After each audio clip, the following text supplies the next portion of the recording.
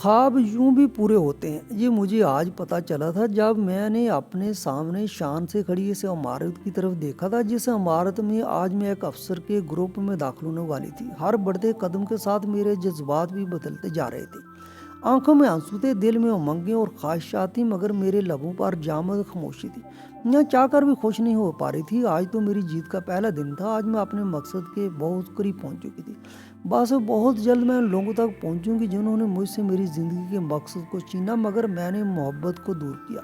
मैंने अपने आंसू पूंछ कर एक अज़म से फैसला किया था कि मेरा इस्तकबाल बहुत अच्छे से किया गया था। मैंने एक नज़र वहाँ मौजूद स्टाफ पर डाली और उन सब से तारुफ हासिल किया और फिर उन सब को काम पर लग जाने का हुक्म दिया। मैं खुद भी वक्त ज़ाया करने की कायल नहीं थी। मेरी ज़िंदगी में जो 4 साल गुजरे थे, उन्होंने मुझे खूब सिखाया था कि अगर मुझे ज़िंदगी में कुछ बनना है, कुछ हासिल करना है, तो मुझे वक़्त को अपनी मुट्ठी में कैद करके रखना होगा। अगर इस वक़्त की कदर नहीं की तो सब कुछ मेरे हाथ से रेत की मानद फिसल जाएगा। मैंने इंस्पेक्टर से उस केस की फ़ाइल मंगवाई थी, वो फ़ाइल जो 4 साल पहले बंद कर दी गई थी। मैं इस पुलिस स्टेशन में उस दिन कितना रोई थी, कितना गड़गड़ाई थी, कितना तड़पी थी। उस वक्त इस कुर्सी पर मेरी जगह पर एक कड़ियल शक्ल वाला आदमी बैठा हुआ था, जिसने मेरी किसी बात को भी काबिल गौर नहीं समझा था, बल्कि नाक पर से मक्खी उड़ाती थी। अरे बीबी, क्या सबूत है आपके पास कि आपका शोहर का कत्ल हो गया? वो एक गरीब आदमी जो सब्जी की रेडी लगाता हो, बाला उसका कत्ल करके किसी को क्या फ़ायदा होगा? और फिर कातिल ने लाश कहाँ फेंकी? क्या ऐसी ज़मीन निकल गई, आसमान खा गया? वो मेरी तरफ देखते और तो मस्खराना अंदाज में बोला था और एक बार फिर से मैं फूट फूट कर रो पड़ी थी। मैं उसे बार बार FIR दर्ज करवाने का बोल रही थी। मेरे इसरार पर FIR दर्ज कर दी गई थी, मगर मुझे पूरा यकीन था कि किसी ने भी इस केस पर तफ्तीश नहीं की होगी। भला एक गरीब सब्जी फरोश के कत्ल के मुकदमे आखिर पुलिस को क्या हासिल होता? और आज मैं इसी कमरे में थी, इसी कुर्सी पर थी, जिसके पास इख्तियार था। आज मैं जो चाहे कर सकती थी। आज इख्तियार और फैसला मेरे हाथ में था। फाइल मेरे सामने आ गई थी। वो दरखास्त देकर मेरी आंखों से आंसू आ गए थे। मैंने भी मुश्किल अपने जज्बात पर काबू पाया था। इंस्पेक्टर साहब, आज से 4 साल पहले ये केस आपके पास आया था, मगर किसी ने भी इस पर तफ्तीश करने की जहमत गवारा नहीं की। मगर अब ये केस दोबारा से रीओपन होगा और इस पर दोबारा से तफ्तीश शुरू होगी। मैंने इंस्पेक्टर को अपने शोहर की ID कार्ड, घर का एड्रेस, सब कुछ बताया था। उनसे जो मालूमात निकल सकती हैं आप मुझे बताएं। ये काम जितना जल्दी हो सके उतना ही अच्छा है। और ये नंबर, जिस नंबर से मुझे आखिरी बार कॉल आई थी, ये नंबर किसके नाम पर रजिस्टर्ड है और ये लोकेशन कहाँ पर आई है? मुझे सब कुछ अभी और इसी वक्त जानना है। इंस्पेक्टर मेरी बात सुनकर वो सारी मालूमात लेकर चला गया था। फिर शाम से पहले इंस्पेक्टर मेरे पास वापस आ गया था। मैं बेचैनी से उसका इंतजार कर रही थी। इसी दौरान मैंने बहुत सारे केस निपटाए थे, बहुत सारे लोगों की फरियादें सुनी थी। मेरा जहन मुसलसल इंस्पेक्टर में उलझा हुआ था, न जाने वो मेरे लिए क्या खबर लाता है। मैं दिल में दुआ कर रही थी कि मुझे उन कातिलों का सुराग मिल जाए और इन्हें फांसी के फंदे पर लटका हुआ देखना मेरी ज़िंदगी की सबसे बड़ी ख्वाहिश थी। इंस्पेक्टर कामरान, क्या खबर लाई आप? मैम, ये ID कार्ड नादरा में रजिस्टर्ड नहीं है। ये ID कार्ड जाली है। ये नंबर, ये भी किसी के नाम पर रजिस्टर्ड नहीं है। ये किसी के इस्तेमाल में नहीं है। इस नंबर को सिर्फ एक ही बार इस्तेमाल किया गया और इस नंबर से सिर्फ एक ही नंबर बार कॉल की, वो नंबर आपका है। मैं तो हक्का बक्का रह गई थी। क्या बात कर रहे हैं आप? जी मेरे शोहर का ID कार्ड है और आप कह रही हैं कि ये नादरा रजिस्टर्ड ही नहीं है। इंस्पेक्टर का गला खंकार कर कहने लगा, मुझे लगता है कि आपको शोहर गैर कानूनी सरगर्मियों में मुलव्वस थे या फिर गैर कानूनी तौर पर इस मुल्क में आए थे। तभी तो इस वक्त उनकी मौजूदगी कहीं भी शवाहद नहीं मिले, कहीं किसी रिकॉर्ड में उनका नाम नहीं है। मैंने गौर से अपने शोहर की तस्वीर को देखा था। ये इंसान जिसके साथ मैंने 2 साल गुजारे थे, जो कोई वहम नहीं था बल्कि ये हकीकत में मुजस्सम था। मेरे साथ इंसान ने मोहब्बत भरे 2 साल गुजारे थे, मुझे इतनी मोहब्बत और इज्जत दी थी, जिसके लिए हमेशा मैं तरसती रही थी। वो तो बहुत ईमानदार था, बहुत मोहब्बत करने वाला, बहुत मेहरबान। किसी गैर कानूनी काम में कैसे मुलव्वस हो सकता था? वो कोई गलत काम कैसे कर सकता था? उसका कत्ल, वो भी तो एक मुहिम्मा था। किसने कत्ल किया मेरे शोहर का? फिर उसकी लाश का क्या किया? इतना तो मैं जानती थी कि मेरा शोहर अब इस दुनिया में नहीं रहा। अगर वो दुनिया में होता तो वो ज़रूर मेरे पास आता। वो भला अपनी बीवी को, अपनी मोहब्बत को कैसे अकेले छोड़ सकता था? मैंने पूरी कोशिश की थी कि मैं सारी मालूमात निकलवा सकूं, मगर इंस्पेक्टर की बात सही थी। ना तो मुझे इस ID कार्ड के बारे में कोई मालूमात मिली, ना ही नंबर्स के बारे में। मैंने अपने शोहर की तस्वीर खुफिया एजेंसी में भेजी, मगर वहां से भी मुझे कोई शवाहिद नहीं मिले। मैं तो थक हार कर बैठ गई, ये सोचने पर मजबूर हो गई कि आखिर मेरा शोहर कौन था।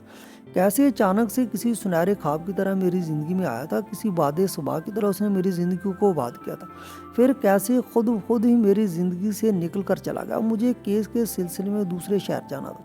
उस वक्त मैं ट्रेन में यूनिफॉर्म में तब्दील करके अपने स्टाफ के साथ मौजूद थी। ट्रेन का ये सफ़र मुझे पिछले सफ़र की याद दिला गया था। वो सफ़र जो बहुत तलख था। एक बार फिर से मैंने चाहते हुए भी अपने माजी में खो गई थी। मैं कौन थी? एक मामूली सी लड़की थी, एक डरी सहमी सी लड़की, गरीब सी लड़की जिसके अब्बू का उसके बचपन में ही इंतकाल हो गया था, जिसकी माँ अपने मेके में रहती थी। सारा दिन घर के काम काज करती, बेटी को भी अपने साथ घर के कामों में लगा रखती थी। मुझे माँ ने सरकारी स्कूल में भेजा था क्योंकि वहाँ तालीम के अखराजात ना होने के बराबर थे, मगर फिर भी मामू मोमानियों के मुँह सीधे नहीं होते थे। हर वक्त वो महंगाई का और हमारे खर्चों का ही रोना रोती रहती थी। अम्मा का बस नहीं चलता था कि वो उनके पाँव के नीचे अपनी हथेली रख दे, मगर फिर भी कोई उनसे सीधे मुंह बात नहीं करता था। और फिर एक दिन अम्मा भी मुझे छोड़कर चली गई थी। तब मुझे पता चला कि तपती धूप में अकेले रहना कैसा होता है। माँ के बगैर तो ज़िंदगी मेरे लिए किसी वीरान खंडर जैसी थी। इन दिनों मेरे मैट्रिक के पेपर हो चुके थे, मैं घर में ही होती थी। मोमानियों ने तो मुझे गोया मुफ्त की नौकरानी ही बना लिया था। सारा सारा दिन मैं घर के काम काज करती रहती। रात के तक अपने कमरे में जाने की इजाज़त मिलती, जो एक छोटा सा स्टोरनुमा कमरा था जिसमें कोई खिड़की नहीं थी, बस एक दरवाज़ा था। अगर दरवाजे को बंद करती तो कमरे में घुटन फैल जाती थी। एक पुराना सा पंखा था जिसकी हवा नाकाफी थी। इस कमरे में पूरी रात मेरी सोते जागते हुए कफीयत में गुजर जाती। मेरी आंखों में आंसू जेलमेल करते रहते। मैं रोते हुए सोचती रहती कि क्या सारी ज़िंदगी इसी तरह से गुजारूंगी? आखिर इस कैद खाने से मुझे निजात कब मिलेगी? मेरा जब मैट्रिक का रिजल्ट आया तो मैंने बहुत अच्छे नंबरों से मैट्रिक क्लियर किया था। ज़िंदगी में पहली बार मैं अपने मामू के सामने आकर खड़ी हुई थी कि मुझे आगे पढ़ना है, मगर उन्होंने साफ इनकार कर दिया। अब मैंने भी ज़िद बांध ली कि पढ़ाई करूंगी, चाहे उसके लिए मुझे ट्यूशन पढ़ाना पड़े, लोगों के घरों में काम करना पड़े, मगर पढ़ाई नहीं छोड़ूंगी। जब घर वालों ने मेरी हद दर्जा गर्मी और ज़िद देखी तो मुझ पर दबाव डालने के लिए कहने लगे कि हमें तुम्हें अब यहाँ नहीं रख सकते, तुम्हारे अखराजात बर्दाश्त करना अब मुश्किल हो गया। हम तुम्हारे दुधियाल वालों को फ़ोन करते हैं, वही तुम्हें यहाँ से लेकर जाएंगे। मगर मेरे दुधियाल वालों ने भी मुझे अपनाने से इनकार कर दिया था। मजबूरन ननियाल वालों को मुझे अपने घर में पनाह देनी पड़ी। मैंने एक घर में काम शुरू कर दिया था। सुबह कॉलेज जाती और वापस आने के बाद मैं उस कोठी में काम करने के लिए जाती थी। सब लोगों को मेरा ये काम करना खिलता था। मैंने मैट्रिक के बाद बीएस में एडमिशन ले लिया था। अब बीएस का मेरा आखिरी सेमेस्टर था। मोमानियों ने तो मुझसे अब बहुत चिढ़ती थी क्योंकि अब इन्हें घर के काम काज करने पड़ते थे, जिसकी वजह से वो मुझ पर बहुत गुस्सा करती, नफरत का इजहार करती। एक दिन ऐसा हुआ कि जब मैं कोठी में काम करने के लिए गई तो मालकिन घर पर नहीं थी। उनके घर में उनके बेटे ने अपने दोस्तों के साथ मिलकर पार्टी रखी हुई थी। मैं इस बात से लाइलम थी। मुझे देखकर उनके दिल में बुरा ख्याल पैदा हो गया। वो मेरे साथ गलत ख्वाहिश पूरी करना चाहते थे। मैंने जल्दी से एक कमरे में पनाह ले ली, कमरे का दरवाज़ा अंदर से बंद कर दिया और अल्लाह से रो रो कर अपनी इज्जत की हिफाजत की दुआ मांगती रही। वो सभी कमरे से बाहर थे। उन्होंने मुझे धमकियां दी, हर तरह से खौफजदा किया, मगर मैंने उनकी बात मानकर दरवाज़ा नहीं खोला। पूरी रात इसी तरह से बीत गई थी। थक हार कर वो लड़के वहाँ से चले गए। सुबह के करीब मैंने दरवाज़ा खोला। जब मैं घर आई तो घर में गोया क़यामत बर्पा हुई थी। मोहल्ले के सभी लोग जमा थे और मेरे किरदार पर उंगलियां उठा रहे थे। जब मामू ने मुझे देखा तो उन्होंने मुझे धक्के देकर घर से बाहर निकाल दिया, जिसके साथ पूरी रात मुंह काला करती रही हो, अब तुम वहीं पर चली जाओ, अब इस घर में तुम्हारी कोई जगह नहीं है। मैं बहुत रोई, बहुत चिल्लाई, मगर मामू ने मेरी कोई बात नहीं सुनी। उन्होंने मुझे पनाह देने से इनकार कर दिया था। मैं रोते हुए घर से बाहर आ गई थी। मेरे हाथ में चंद पैसों के सिक्के थे। मेरे कपड़े जगह जगह से फट चुके थे। मेरी किताबें और ज़रूरत का सारा सामान घर में था। मैं रोते रोते सड़क पर बैठ गई थी। जब एक सब्जी वाला मेरे पास आया, उसकी मेहरबान आवाज़ पर मैंने सर उठाकर देखा। वो एक नौजवान लड़का था जिसके आधे चेहरे पर मास्क था। उसने मुझसे मेरे रोने की वजह पूछी। मैंने सारी बात उसे बताई तो सुनकर वो भी कोंग रह गया। फिर मुझे कहने लगा कि मेरे साथ मेरे घर पर चलो, मेरे पास इसके अलावा कोई रास्ता नहीं था। मैं उसके साथ चल पड़ी। दिल में डर भी था कि कहीं वो भी मुझ पर अपनी नीयत खराब ना कर ले, मगर जब घर लाने के बाद उसने मेरे साथ सादगी से निकाह कर लिया, मुझे अपनी बीवी का दर्जा दिया, तो मैं उसकी ममनून हो गई थी। मैं जब भी उससे उसके बारे में पूछती तो वो मुझे सरसरी से अंदाज में जवाब देकर मुझे टाल दिया करता था। फाहिद ने हमेशा मेरी हिम्मत बंधाई थी। उसने मेरा आगे दाखिला भी करवाया था और मुझे कहीं भी काम करने से मना कर दिया। जब मैं फाहिद से कहती कि पढ़ाई का खर्चा कैसे पूरा होगा, तब वो कहता कि मैं हूँ ना, मैं किस लिए कमाता हूँ, तुम्हारे लिए। फाहिद एक छोटे से किराए के घर में रहता था। मैं उसे घर को अपना समझकर सजाती संवारती रहती थी। अक्सर मैं उसे मान से पूछती कि हमारा अपना घर कब बनेगा। तब वो मुझे हंस कर टाल देता, जल्दी बन जाएगा। उसने मुझे कभी अपने माँ बाप बहन भाइयों के बारे में नहीं बताया था। हमेशा यही कहता कि मैं दुनिया में अकेला हूँ, कोई भी नहीं है। मुझे भी ज़्यादा खोजने की आदत नहीं थी। जब वो मुझे खुद बताना नहीं चाहता था तब मैं क्यों उसे ज़बरदस्ती पूछती। 2 साल कैसे गुजर गए पता ही नहीं चला। फाहद अक्सर कहता था कि मैं चाहता हूँ कि तुम पढ़ लिख कर किसी काबिल बनो, तुम दूसरों की मोहताजी से दूर हो जाओ, कभी तुम्हें किसी के सामने हाथ ना फैलाना पड़े, इतनी मजबूत बन जाओ कि जिन लोगों ने तुम्हारे साथ बुरा किया है तुम उनसे अपना इंतकाम ले सको। और मैं ये सिर्फ सोचती ही रह जाती थी कि मैं इतनी बहादुर कैसे बन सकती हूँ। हमारी शादी को 2 साल का अरसा बीत गया था। उस रात फाहिद बहुत देर तक घर से बाहर रहा। मैं उसका इंतज़ार करती रही, दिल में परेशान भी होती रही कि फाहिद इतना वक्त होकर घर से बाहर कभी नहीं रहा। तो फिर आज ऐसे क्या हुआ है जो अभी तक वो घर नहीं आया। तभी मेरे नंबर पर एक अजनबी नंबर से कॉल आई थी। कॉल उठाई तो मुझे अजनबी आवाज़ आई जिसने मेरी दुनिया को तहवाला कर दिया था। उस अजनबी आवाज़ से मुझे कहा कि फाहिद का कत्ल कर दिया गया, वो मर चुका है। कितनी देर तक तो मुझे यकीन नहीं आया कि जो कुछ मैंने सुना है वो सच है। मैं दाड़ें मार मार कर रो रही थी, यकीन करने पर तैयार ही नहीं थी। मेरा फाहिद मुझसे दूर हो सकता है, ऐसा नहीं हो सकता। कितने दिन तक मैं इंतज़ार करती रही मगर फाहिद दोबारा घर नहीं आया, ना उसने मुझसे कोई रब्ता करने की कोशिश की। एक दिन मैं रोते हुए अपने कमरे में बैठी हुई थी जब मैंने फाहिद की साइड वाला तकिया उठाकर अपने सीने से लगाया। कितने दिनों से मैंने घर की सफाइयाँ की थी, ना मुझे अपना ख्याल था। जब तकिया उठाकर देखा तो नीचे बहुत सारे पैसे पड़े हुए थे, एक खाली लिफाफा भी था। मैंने हैरत से लिफाफा खोलकर देखा तो उसमें लाखों की रकम मौजूद थी। मेरा मुंह हैरत से खुले का खुला रह गया। इतने पैसे यहाँ पर कैसे आ गए? क्या ये फाहिद के पैसे थे और उसने इस तरह से यहाँ पर क्यों रखे और मुझे इन पैसों के बारे में क्यों नहीं बताया? मैंने वो सभी पैसे अलमारी में दोबारा रख दिए थे। मैं पुलिस स्टेशन में आ गई ताकि अपने शोहर की गुमशुदगी के खिलाफ रिपोर्ट दर्ज करूं। इस कॉल के बारे में पुलिस को बताया मगर कोई मेरी बात को संजीदगी से नहीं ले रहा था। कितने दिन तक किसी ने मेरी बात नहीं सुनी। मैं रोते रोते निढाल हो गई। तब मुझे फाहिद की बात याद आई। उसने मुझे कहा था वो मुझे बहुत बहादुर देखना चाहता है, बहुत मजबूत। मैंने सोचा मैं ऐसा क्या करूं कि मैं फाहिद के कातलों से इंतकाम भी ले लूं और अपनी ज़िंदगी इस तरह से गुजारूं कि कोई मुझ पर उंगली उठाने की जुर्रत न कर सके। इन्हीं दिनों मुझ पर यह इंकशाफ भी हुआ था कि फाहिद ने मालिक मकान को अगले 2 साल का किराया अदा कर दिया था। जब ये बात मुझे मालिक मकान ने बताई तो मैंने सोचों में बंबर में उलझ गई। क्या फाहिद को पता था कि वो गायब हो जाएगा और फिर मेरे लिए मसला बन जाएगा? और जो इतने ढेर सारे पैसे मेरे तकिए के नीचे से मिले थे, क्या वो फाहिद ने जानबूझकर इन्हें रखे थे? उसके पास इतने पैसे भला कैसे आए? बस जितना सोचे जा रही थी उतना उलझते जा रही थी मगर मेरे पास इन बातों का कोई जवाब नहीं था। मैंने फिर CSS की तैयारी शुरू कर दी। मेरा ख्वाब था कि मैं पुलिस अफसर बनूं और इन सवालों के जवाब तलाश करूंगी जो मेरे लिए मुहिम्मा बन चुके थे।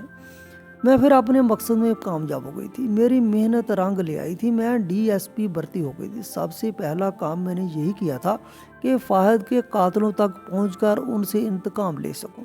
मगर मेरे लिए तो फाहिद की ज़ात ही गोया ख्वाब बन चुकी थी, एक ऐसी उलझन बन चुकी थी जिसको शायद कभी सुलझा न सकती। मैं अपनी सोचों में गुम थी जब एक मानूस आवाज़ मेरे कानों से टकराई। मेरी एकदम होश की दुनिया में वापसी हुई। मैडम चाय पिएंगी आप?